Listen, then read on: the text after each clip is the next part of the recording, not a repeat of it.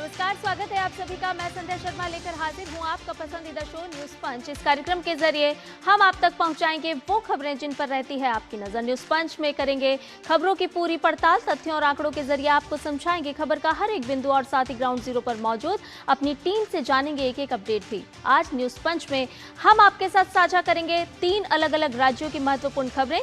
तो आइए सबसे पहले रुक करते हैं टॉप लाइन्स का। तो न्यूज पंच के जरिए सबसे पहले बात होगी सिर्फ 4 दिन शेष रहने से जुड़ी खबर की। जी हां, मदरसा बोर्ड खत्म होने वाला है और हम बात कर रहे हैं उत्तराखंड की। विस्तार से करेंगे इस खबर पर चर्चा और आपको बताएंगे एक एक अपडेट भी। इसके अलावा न्यूज पंच में जो हमारी अगली खबर होगी वो होगी पश्चिम बंगाल से जुड़ी हुई। आपको लिए चलेंगे पश्चिम बंगाल, क्योंकि एक्शन में है लगातार शुभेंदु सरकार और यूसीसी की अब की जा रही है तैयारी। जिहाद पर होगा तगड़ा वार। विस्तार से करेंगे इस खबर पर भी बात। और न्यूज पंच में जो हमारी एक और अगली खबर होगी वो होगी गुजरात राज्य से जुड़ी हुई। गुजरात में भारत टैक्सी सस्ता और सुरक्षित सफर होने जा रहा है। विस्तार से इस पर भी करने वाले हैं चर्चा। तो आइए न्यूज पंच की कर लेते हैं शुरुआत और सबसे पहले बात उत्तराखंड की करते हैं। तो आपको बता दें कि उत्तराखंड यहाँ की मदरसा शिक्षा व्यवस्था एक बड़े बदलाव के दौर से गुजर रही है। जी हां, हम बात कर रहे हैं उत्तराखंड की, जहां की जो पूरी की पूरी मदरसा शिक्षा व्यवस्था है उसमें अब जल्द ही एक बड़ा बदलाव देखने को मिलेगा। राज्य में 30 जून 2026 के साथ ही उत्तराखंड मदरसा शिक्षा बोर्ड का अस्तित्व समाप्त हो जाएगा और 1 जुलाई से मदरसों की निगरानी, मान्यता, पाठ्यक्रम और प्रशासनिक व्यवस्थाओं की जिम्मेदारी राज्य अल्पसंख्यक शिक्षण प्राधिकरण के हाथों में आ जाएगी। यानी कि पूरी की पूरी बागडोर अब प्राधिकरण संभालेगा। सरकार इस बदलाव को समान शिक्षा व्यवस्था और मुख्य धारा की शिक्षा को बढ़ावा देने की दिशा में एक महत्वपूर्ण कदम मान रही है। इस पूरी खबर को विस्तार से जानने के लिए रुक करेंगे अपने संवाददाता का, लेकिन उससे पहले एक नजर मदरसा बोर्ड काउंटडाउन पर। तो आपको बता दें कि मदरसा बोर्ड का काउंटडाउन हो चुका है शुरू, क्योंकि 30 जून को उत्तराखंड मदरसा शिक्षा बोर्ड हो जाएगा खत्म। जी हां, इसके अलावा आपको ये भी बता दें कि मदरसा शिक्षा व्यवस्था में बड़े बदलाव के दौर की शुरुआत होने जा रही है और वो तारीख है 1 जुलाई की। 1 जुलाई से अल्पसंख्यक शिक्षा प्राधिकरण लागू हो जाएगा। यानी कि अब जो मदरसों का संचालन होगा वो अल्पसंख्यक शिक्षा प्राधिकरण के अंतर्गत किया जाएगा। मदरसों की निगरानी, मान्यता की जिम्मेदारी पूरी तरह से अब प्राधिकरण ही निभाता हुआ नजर आएगा। तो 30 जून को उत्तराखंड मदरसा शिक्षा बोर्ड होने वाला है खत्म और उसकी जगह लेने वाला है प्राधिकरण। प्राधिकरण के अंतर्गत ही अब मदरसों का संचालन किया जाएगा। प्राधिकरण के हाथों में होगी पाठ्यक्रम की पूरी जिम्मेदारी। और अगर पूरे राज्य की बात करें तो राज्य में फिलहाल 452 रजिस्टर्ड मदरसे हैं जो कि अब प्राधिकरण के अंतर्गत आएंगे और प्राधिकरण के अंतर्गत ही इन मदरसा बोर्ड का जो है वो संचालन किया जाएगा। अब इस पूरी खबर पर पहले आपको सुनवा देते हैं कि आखिर मुख्यमंत्री पुष्कर सिंह धामी का क्या कहना है।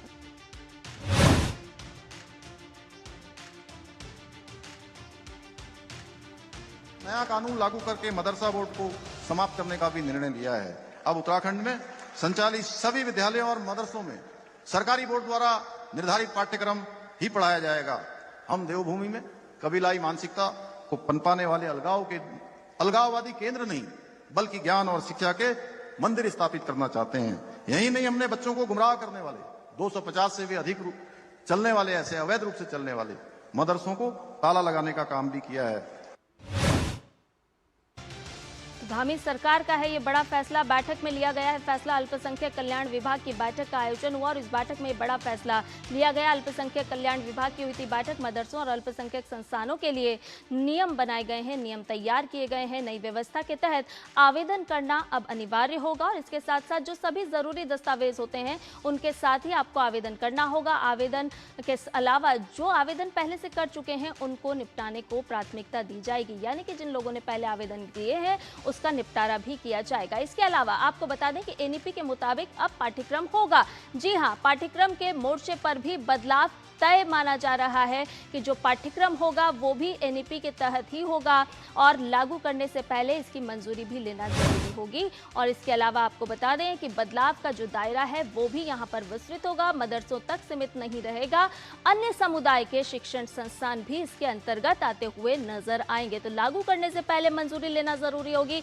एनईपी के मुताबिक ही पूरा के पूरा पाठ्यक्रम होगा और बदलाव का जो दायरा है वो मदरसों तक सीमित नहीं होगा बल्कि जो प्राधिकरण के अंतर्गत मदरसों का संचालन होगा तो एनईपी के तहत आपको पूरा के पूरा पाठ्यक्रम पढ़ाना होगा। अवैध मदरसों पर एक्शन भी लिया गया है। अब एक्शन से जुड़ी हुई खबर आपको बताते हैं कि आखिर उत्तराखंड में मदरसों को लेकर के क्यों प्राधिकरण बनाने की आवश्यकता पड़ी और क्यों ये फैसला, बड़ा फैसला धामी सरकार को लेना पड़ा है। क्योंकि एक्शन पर जब हम नजर डालते हैं तो पिछले 1.5 साल में चला है व्यापक अभियान और साल 2025-26 के दरमियान एक बड़े तौर पर यहां पर अभियान चलाया गया है। क्या कुछ कहा गया है इस पूरे विषय पर, पुष्कर सिंह धामी की एक बाइट आपको सुनवाते हैं, क्या प्रतिक्रिया है उनकी।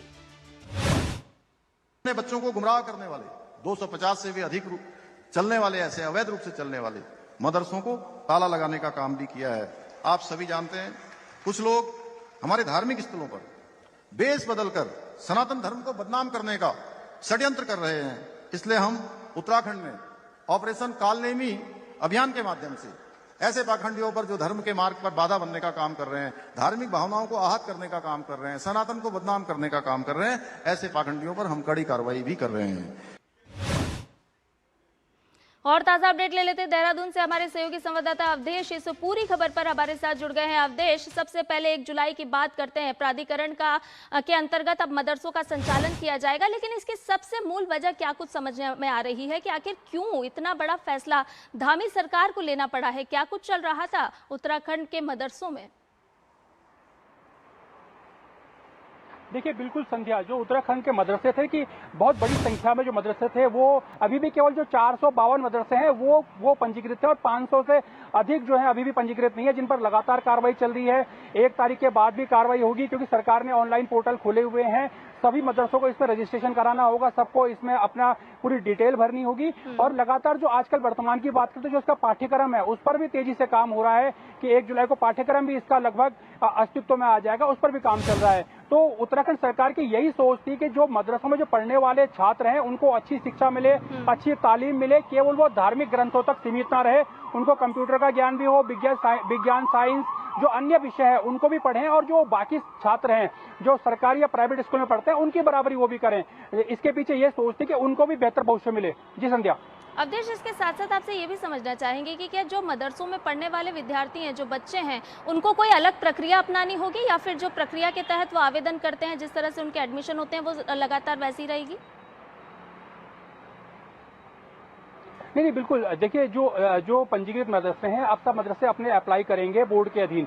जब वो बोर्ड में पंजीकृत हो जाएंगे तो तब उसके अकॉर्डिंग बच्चों को एडमिशन होगा। वहां पर जो छात्रों की संख्या है वो खुलकर आ जाएगी क्योंकि बड़े आरोप लगे थे, बड़े गंभीर आरोप लगे थे कि बिहार के या अन्य राज्यों के बच्चों को उत्तराखंड में पढ़ाया जा रहा है। छापामार कार्रवाई में कई बार ये बातें सामने भी आई हैं कि जो वहां पर पढ़ाई के तौर तरीके थे, बच्चों को रखने के तौर तरीके थे, जब लगातार छापामार कार्रवाई हुई वो सही नहीं हुई। तो इसके अकॉर्डिंग सरकार का ये साफ करना है कि एक तो मदरसे पंजीकृत हो जाएं और वहां पर दूसरे जो पढ़ाने वाले शिक्षक हैं, धार्मिक शिक्षा के साथ साथ जो अन्य सब्जेक्टों के जो टीचर है उनकी तैनाती हो और जो बच्चों का जो रेगुलेशन है यानी पूरे बच्चों का एक डाटाबेस सरकार के पास आ जाए या विभाग के पास आ जाए कि इस मदरसे में इतने बच्चे संचालित होते हैं, उसका पूरी एक जानकारी आ जाए। तो सरकार की मंशा साफ है कि सभी बच्चों का जो चाहे वो मिड डे मील की व्यवस्था हो चाहे अन्य व्यवस्था हो, सरकार वो सारी व्यवस्थाएं करेगी। लेकिन सरकार चाहती है कि जो प्रक्रिया अन्य जगह है वो यहाँ पर भी आ जाए।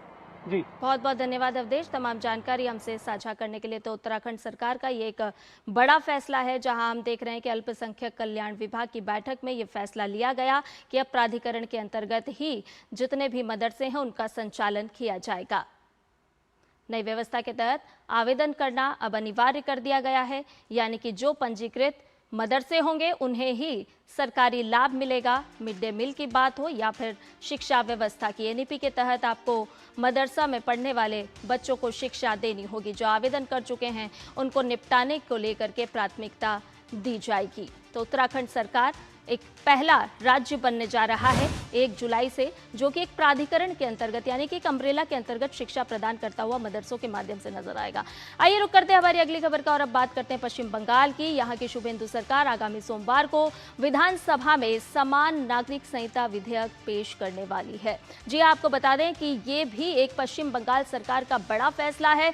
दरअसल भाजपा ने अपने संकल्प पत्र में जिन तमाम वादों को रेखांकित किया था, एक एक करके वो वादे अब पूरे किए जा रहे हैं। सत्ता में आने बनने के 3 महीने के भीतर राज्य में यूसीसी लागू करने का वादा किया गया था और अब सरकार उसी संकल्प को सिद्धि तक ले जाने की दिशा में तेजी से आगे बढ़ रही है। हालांकि राज्य सरकार के इस कदम के पीछे विपक्षी पार्टियां आलोचना कर रही है, तो वहीं अन्य सभी दल ऐसे भी हैं जो इसके समर्थन में भी नजर आ रहे हैं। इस खबर पर अपडेट देंगे हमारे संवाददाता, लेकिन इससे पहले आपके साथ कुछ जानकारी कर लेते हैं साझा, क्योंकि बंगाल में अब यूसीसी ने पकड़ ली है रफ्तार। मुख्यमंत्री शुभेंदु अधिकारी का बड़ा ऐलान है। यूसीसी लागू करने की प्रतिबद्धता पर सरकार का जोर है और इसको लेकर के तेजी से कवायद की जा रही है और इसीलिए पश्चिम बंगाल में सोमवार का दिन बहुत ही महत्वपूर्ण होने जा रहा है। भारतीय जनता पार्टी का सुधारवादी एजेंडा है। अपने संकल्प पत्र के माध्यम से जनता के बीच में पश्चिम बंगाल में जब शुभेंदु अधिकारी पहुंचे थे तो उन्होंने तमाम सारे संकल्प भारतीय जनता पार्टी के बैनर पर गिनवाए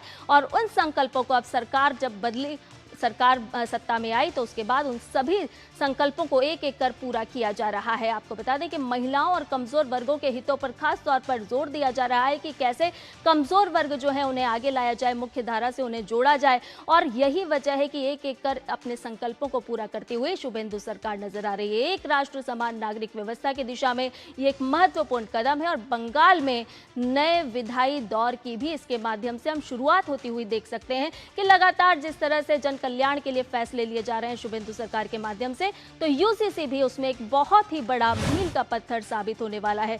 बंगाल में यूसीसी की तैयारी पूरी कर ली गई है और आपको बता दें कि चुनावी वादा था। अक्सर हम पहले देखा करते थे कि चुनाव के समय में वादे तो बहुत किए जाते थे, दावे बहुत किए जाते थे, लेकिन पूरे नहीं होते थे पूर्ववर्ती सरकारों के दौरान।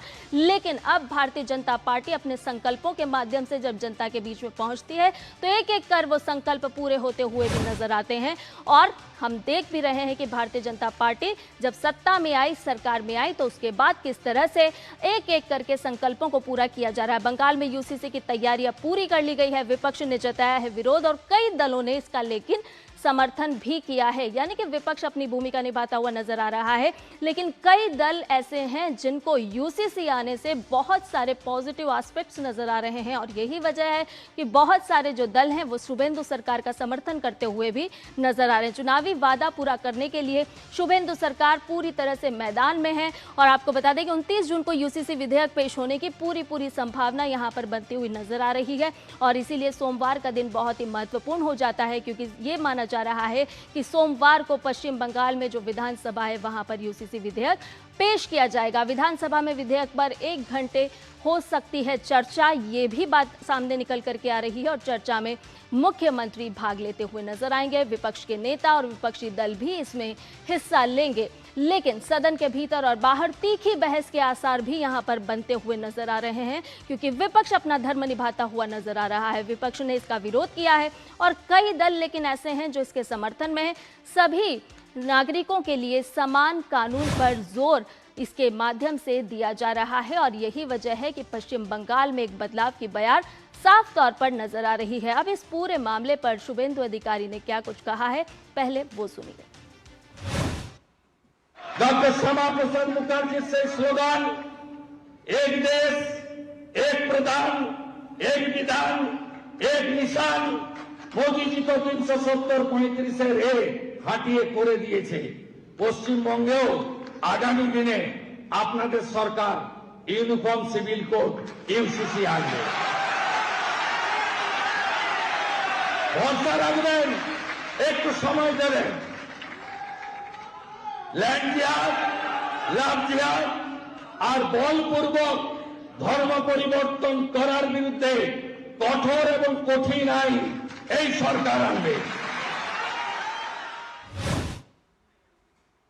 आइए ताजा अपडेट ले लेते हैं। सौरभ दत्ता हमारे संवाददाता इस पूरी खबर पर ताजा अपडेट के साथ हमारे से जुड़ गए हैं। सौरभ, आपसे समझना चाहेंगे कि सोमवार का दिन पश्चिम बंगाल के लिए बहुत ही खास और अहम रहने वाला है, लेकिन यहाँ पर यह भी समझना होगा कि जिन संकल्पों को लेकर के भारतीय जनता पार्टी ने मैदान पकड़ा था, एक एक करके वो संकल्प पूरे होते जा रहे हैं और यूसीसी पश्चिम बंगाल के लिए कितना महत्वपूर्ण हो सकता है।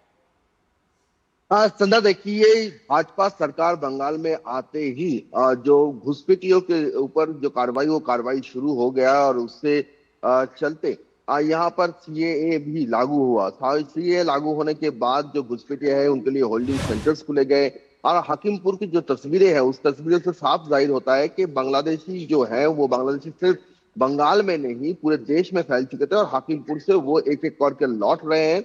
और लास्ट जो फिगर सरकार की तरफ से दिया गया है, मुख्यमंत्री शुभेंदु अधिकारी की तरफ से दिया गया है कि 10,000 बांग्लादेशी इलीगल बांग्लादेशी को उनके देश भेजा गया है और अभी भी होल्डिंग सेंटर्स में करीब करीब 2,500 से लोग हैं और ये कार्रवाई जारी हो रहा है। इसी के चलते इसी संदर्भ में कल मुख्यमंत्री शुभेंदु अधिकारी साहित्य सम्राट बंकिम चंद्र चट्टोपाध्याय के याद में जो प्रोग्राम किया गया था सिटीजन्स फोरम की तरफ से रविंद्र सदन में, उस मंच से मुख्यमंत्री शुभेंदु अधिकारी ने कहा कि जो बांग्लादेशी घुसपैठिया यहाँ पर थे वो लाभ जिहाद, लैंड जिहाद पर काम कर रहे थे और इसके लिए साथ उनको होल्डिंग सेंटर्स पर बना गया, उनको अपने यहाँ से घुसपैठियों को यहाँ से निकालने का काम तो सरकार कर रही है, यानी डिपोर्ट का काम तो सरकार कर रही है, लेकिन आगे चलकर लाभ जिहाद, लैंड जिहाद और धर्मांतरण को लेकर भी कानून लाएगा। जैसे यूनिफॉर्म सिविल कोड को लेकर कानून मुख्यमंत्री शुभेंदु अधिकारी की सरकार लाने वाला है और इसी के चलते यूनिफॉर्म सिविल कोड सिर्फ नहीं आ रहा है, साथ साथ एंटी सोशल एक्ट भी आ रहा है। एंटी सोशल एक्ट क्या है कि आप जानते हैं कि जब यहाँ पर वाकफ कानून बना तो वाकफ के लेकर यहाँ पर तोड़फोड़ हुआ, आगजनी की घटना घटी, रेलवे प्रॉपर्टीज पर हमले हुए, तो वो जो सारे बातें हैं उन सारी बातों को ध्यान में रखकर इस बार जब यूनिफॉर्म सिविल कोड लागू होगा उसको लेकर विरोध के नाम पर कोई हिंसा की घटना ना घटे, इसको भी ध्यान रखकर एंटी सोशल एक्ट बनाया गया और ये काफी एक सख्त कानून है। मुख्यमंत्री शुभेंदु अधिकारी पहले ही घोषणा कर चुके हैं। पार्क सर्कस में जो इंसिडेंट हुआ था शुरू में सरकार के आने के बाद, तब मुख्यमंत्री शुभेंदु अधिकारी ने कहा था कि अगर ऐसी कोई घटना घटती है, अगर पुलिस के ऊपर हमला होता है तो उनसे बुरा कोई मुख्यमंत्री नहीं होगा। एक तरफ से एक स्ट्रॉन्ग मैसेज दिया गया था हुलीगनिज्म जो करते हैं, जो गुंडाई करते हैं उनको, और इसी के चलते ये जो एंटी सोशल एक्ट है ये पर गुंडा का डेफिनेशन भी तय किया गया है कि किसे आप गुंडाई में कहेंगे, गुंडा किसे कहेंगे और कौन कौन लोग उसको कौन कौन कार्य उसके क्षेत्र में आएगा। और साथ ही साथ एसपीज को इतने पावर दिए गए हैं इस एक्ट में कि एसपी उन सारे जो लोग पब्लिक प्रॉपर्टीज को नष्ट करेंगे उनके खिलाफ कार्रवाई कर सकते हैं। कुल मिलाकर सौरभ, अगर हम देखें तो पश्चिम बंगाल में दो तरह की तस्वीरें सामने आ रही है। एक तरफ विकासात्मक तस्वीर है तो दूसरी तरफ टीएमसी में हम विवादित तस्वीरें भी देख रहे हैं। लेकिन पश्चिम बंगाल में एक बात तो स्पष्ट होती हुई नजर आ रही है कि अब जन कल्याण के लिए शुभेंदु सरकार लगातार अपने कदम आगे बढ़ा रही है। बहुत बहुत धन्यवाद सौरभ तमाम जानकारी के लिए। और न्यूज पंच में फिलहाल रुकने एक छोटे से ब्रेक के लिए जल्द हाजिर होंगे।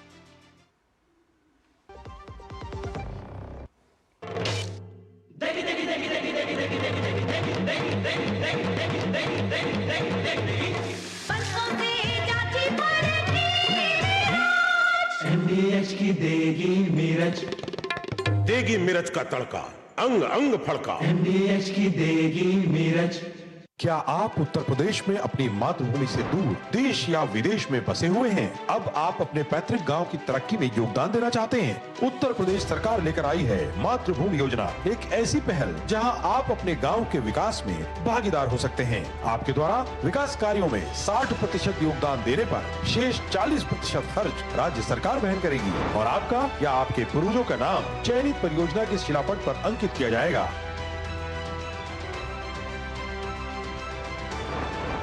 आर्ट सिखाने का एक सेंटर खोलना चाहती हूँ। सरकार सहयोग कर रही है। स्टेडियम जो हमने बनाया है इसमें बच्चों के लिए पुलिस कांस्टेबल की physical as well as educational training होगी। आइए उत्तर प्रदेश मातृभूमि योजना के साथ अपने गांव के सपनों को साकार करें। अपनी मातृभूमि के प्रति प्रत्येक के मन में सम्मान का भाव, श्रद्धा का भाव है।